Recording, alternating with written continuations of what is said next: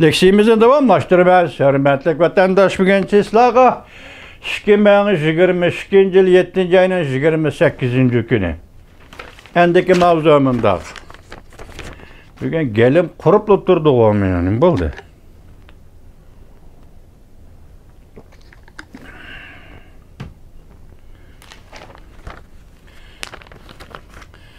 Nancy Pelosi Tayvan'ı ziyaret kılamdı.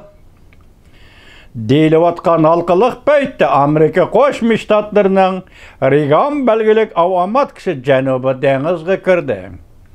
Mavzuli xabar 7. ayning 27. kuni Vanbit orbitida e'lon qilindi. Xabar mundaq boshlandi.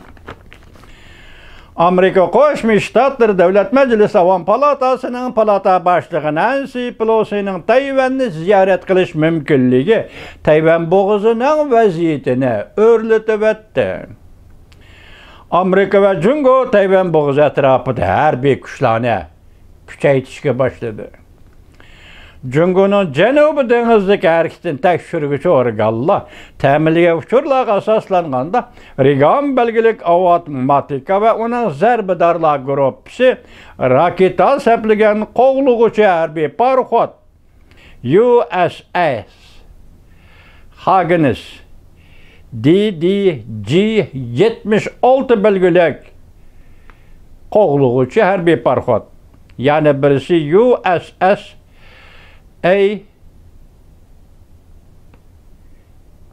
Needham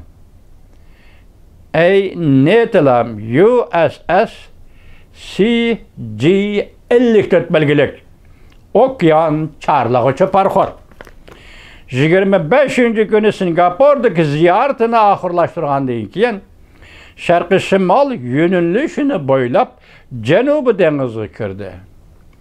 Amerika armiyasi yetib bordigan manzilni texi oshkorlamadi. Biroq Reagan belgilik avtomatika o'xshash yo'nalish bo'yicha ilgirlab, avtomatika zarbadorlar guruhi Tayvan bo'g'iziga yetib keldi.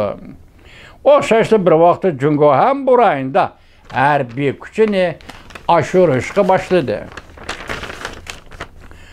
Jungo taraf ogohlantirib boqatam Nancy Pelosining Tayvanni ziyorat qilishi xatarlik, ig'vogarchilik deb ko'rsatdi.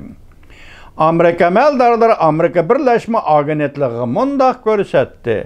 Nancy Pelosining Tayvanni ziyorat qilish davomlashadigan bo'lsa, Amerika harbiy taraf endi Tinch okeani rayonidagi harbiy qism va yetkilican maddi eşyalarını ko'paytirdi.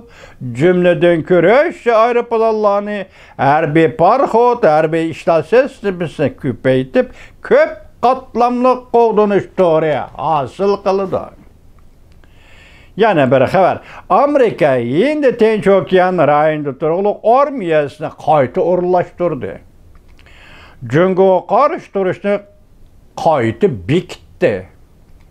Mavzuli xabar 7. ayning 28. kuni Jungoga nazorat orbitida e'lon qilindi. Xabar mundaq boshlandi.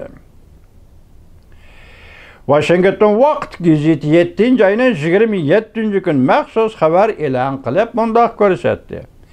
Amerika quruqliq armiyasi Tinch okean qo'mondonligining qo'mondoni Charles Phelan mundaq dedi. Amerika quruqliq armiyasi endi Tinch okeani rayoniga qaytadan o'rinlashtirilib, xalqaro munosabat qurib, Jungo Kompartiyasi qarshi turib, bu rayondagi ittifoqdoshlarimizni qo'llaymiz.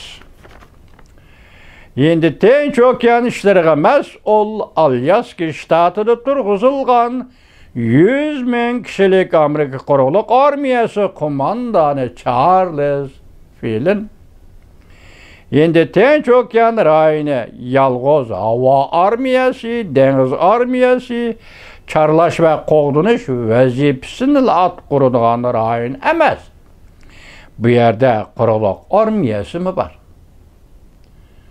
dedi.